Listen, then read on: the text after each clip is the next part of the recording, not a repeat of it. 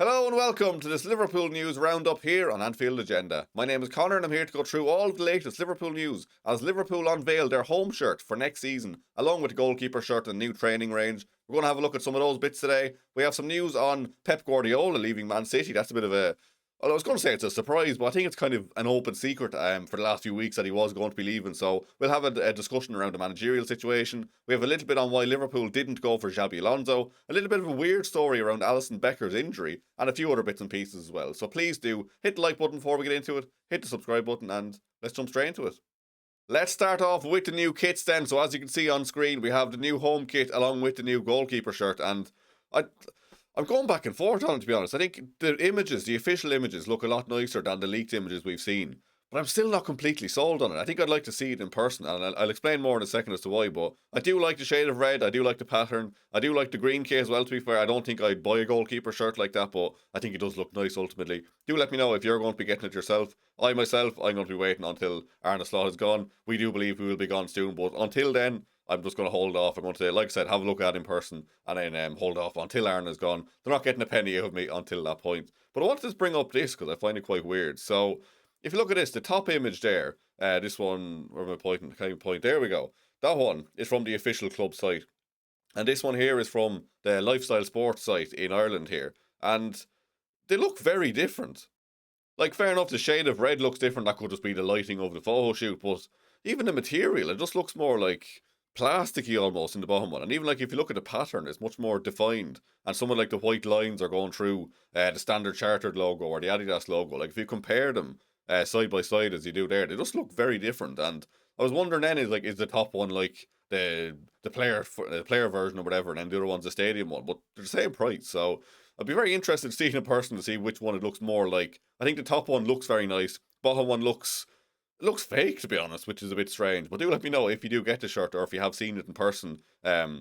Which one is it more like? I suppose. Like I'd hope it's more like the top one, but that bottom one looks a bit strange. But anyway, there was a certain YouTube channel this morning I seen had an unboxing ready to go. Just that's a coincidence, isn't it? They happened to get it early, and yeah, I won't say anything else. But apparently, yeah, look, if you look around, there's been an unboxing video this morning, which has led to some negative comments. But anyway, moving on. The training range as well. I had a quick look at some of those bits. In all honesty, like it just kind of looks like this. Like this is from this season, and it's not a huge difference in that. I was a bit disappointed in there was nothing like really good looking or really cool. But do let me know if you grab yourself a few pieces, or if you're like me and you're going to wait until Arne Slot is sacked before spending a cent. So let's move on to why Liverpool didn't go for Xabi Alonso. So this coming from The Athletic this morning said, Alonso is beloved in Liverpool, but senior club sources insist his candidacy for the manager's job at Anfield has always been overstated. He was not offered the role 2 years ago. At the time, he made it clear that he wanted to lead Leverkusen into the Champions League. A data-led search, you know how much they love the data. Craig has highlighted many times how much this football club loves the data.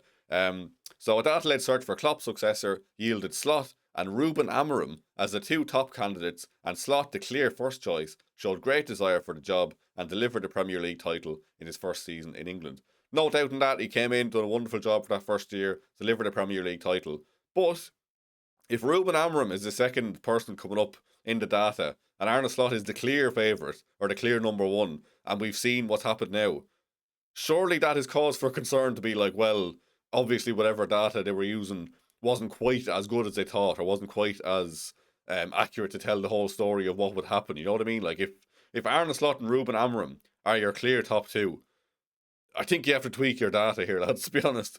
So the Athletic then continued, there is a belief at Liverpool that his achievement has been underplayed and Slot retains their faith despite this season's struggle. So we of course think that's bullshit. I think he will be gone soon, but look, that's what the Athletic have posted this morning. I wanted to bring it up, and that is why Xabi Alonso is not in the running, or wasn't in the running, because Liverpool ultimately, based on their data, didn't decide he was the man. I can understand maybe like from a tactical point of view as well, like Liverpool didn't want to reshape the squad to go to with three at the back, or maybe just weren't convinced about him as a manager. But look, that's where we're at. He's at Chelsea now, and the managerial merry-go-round is moving even more, because it was announced last night by David Ornstein and a few other outlets that Pep Guardiola will be leaving Manchester City in what is it is a huge thing. I just think like it didn't really shock me when I seen it last night, because like we've been hearing rumours of this for the last, I think it's pretty much all season, to be honest, that this could be his last year.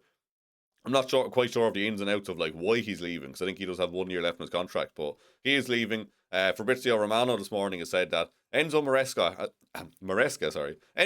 has a total verbal agreement to become the new Manchester City head coach. He will sign a 3 year contract. The deal is here we go, done. So I did come out in the last couple of weeks that Enzo Maresca was waiting for the Manchester City job, whether it was this year or next year. He was just going to wait around, take that City job. And it will be fascinating to see how he gets on there, or like, do City hit the ground running? If we're to ignore the 115 charges for a second, like, where do we see the Premier League next year? Like, who will actually be on top? Like, if I was an Arsenal fan now, I'd be absolutely delighted because, well, one, it looks like they're going to win the league this year, and if they do, fair play to them. Good win over Burnley last night. Should have been a red card in that game, but look, they got the job done. They got 3 points, and they are absolutely on the brink now of winning the Premier League. But if you're an Arsenal fan now, seeing like how consistent you've been this year, and then you look around and you see like Liverpool changing manager, Man City changing manager, Chelsea changing manager, like Arsenal should be winning the league next year handily, really. Like, there's a lot of change going on, and if Arsenal can stay consistent, they should be winning the league next year, let's be honest. But it does bring up a debate then, like, as to who is the best Premier League manager now, like next season. Like, is there a valid argument to say that Chelsea now have the best manager in the league? Obviously, we don't know who will be Liverpool's manager next year. Like, maybe we do get someone who is better than Alonso, but if I was a Chelsea fan as well, I'd be looking at it like there's an outside shout they do something crazy next year and win the league. I'm not saying they will win the league, but Xabi Alonso coming in there, great manager. They have a decent squad there. Like they are very underperforming, and if he can get a tune out of those players, be back in the market, get players he wants to bring in as well. There's an outside shout they challenge next year. Like they will be up there, I think, especially like I said with all the changes. Like if Liverpool's new manager takes a little while to settle in, if Man City kind of stumble with a new manager, like it's not completely out of question. But do let me know what you think on that. Like what do you think of the whole managerial merry-go-round? Who will come out on top? Because I just find it very interesting. Moving on then to something LFC Transfer Room highlighted in the promo shots for the new kit this morning. Szoboszlai and Kanate were not spotted in any of the promo images, but I don't think it's that big a deal. Like I wouldn't really read into it too much. Like we've seen like Alexis McAllister in the images, we've seen Curtis Jones, we've seen Alisson, and even the club were selling shirts with like Mohamed Salah's name on the back, which I think is a bit shitty to be fair. Like pushing that, like, because in like I don't know, like imagine like you were like someone's uncle or auntie or something who doesn't really follow football that much, wants to buy a kit for their like niece or nephew or something, and end up getting it with Salah on the back, and he's not even here next year. You know what I mean? Like it's a bit weird to have that like highlighted. Like have it as an option, obviously. Like if people want to uh memorialize or whatever way you want to put it, or just like add a little bit of a testament to Salah's career. Like maybe you want to get his name on the back of the new shirt, but I find it a bit weird that they're pushing that one. But anyway, yeah, Szoboszlai and Kanate were not spotted in it. I wouldn't read into it too much. I'm sure it was just they weren't around on the day of filming, or I don't know, God knows what. People read into these things too much. But speaking on Alisson, very weird story around him. So Carlo Ancelotti has come out. Of course, he's Brazil manager. Instead, Alisson has been training fully for the past 2 weeks and will be fully fit for the World Cup. Now, what do we make of that? Like, is that just like he's been training fully in the sense that like he's been working his way back to fitness? He's not quite fit yet, but he has been training, or is it a case of he has been fit but he's not been in the squads, which is an interesting thing. Like, is that like has he fallen out with Slot? Does Slot not fancy him? Has Alisson asked to get a bit of a rest, let's say, or be like weaned back in ever so slightly slower than usual, just so he can make sure to be fit for the World Cup? Like, I don't know what to read into this.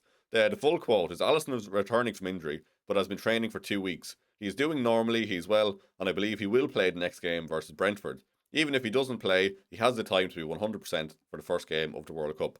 So maybe it is a case of just being careful, like bringing him back in slowly, and hopefully he does start against Brentford, because there's probably a good chance it is his last game for Liverpool. So let's hope he does start. Let's hope we can show our appreciation for him. Like even if he's not leaving next year, let's just see him back on the pitch. And yeah, hopefully he doesn't leave. But we are where we are with that one. But do let me know. Like, do you think there's some sort of conspiracy going on here? Like, has he fallen out with the manager? Has he said he wants to leave? Because to be training fully for the last 2 weeks and not playing is strange, to say the least.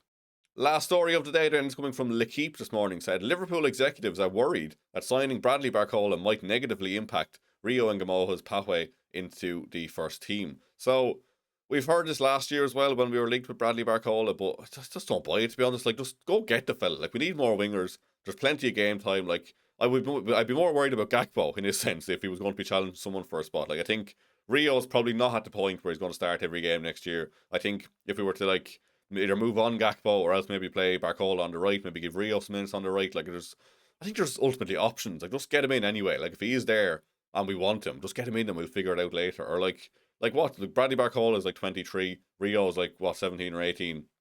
There's nothing to say that Rio works his way into the team over the next 3 years and then we just sell Barcola for a profit in 3 years' time. You know what I mean? Like, you can just still do these things. Like, you shouldn't really be looking at it as like, we sign Barcola, that means no one can ever start there other than him ever again. Like, I think it's very like black and white thinking, isn't it? Like, I think just go get him ultimately. Just bring in players that we need, bring in more pace, more trickery, and just we'll figure it out after that. But do let me know in the comments below what do you make of that one. That's all from me this morning anyway. If you have enjoyed the video, please do hit the like button. If you haven't already, please check out the podcast which went out last night. Full episode is on YouTube. It's also on Spotify and Apple Podcasts and wherever else you get your podcasts. I believe we're on every app. If you just search Anfield Agenda wherever you get your podcasts, give us a follow. We'll be posting a lot more podcasts over the next year or two as well. I don't say a year or two. Like, we're planning to do more podcasts as we move on pretty much. Of course, Lewis joined us last night. Brilliant to have him on. If you haven't checked it out, please do go give it a listen. Leave a nice comment for Lewis as well, welcoming to the Anfield Agenda family. He's going to be on the channel a lot more over the next year as well, on the extra channel, and a few bits and pieces on the main channel as well. Like I said, that's all from me. Craig will be back with video in the afternoon. No live stream this evening, I believe. Or no, he is live this evening, and then not live tomorrow evening. So live stream this evening, 8:45. Check that one out. Thank you very much for watching, and I will see you very soon.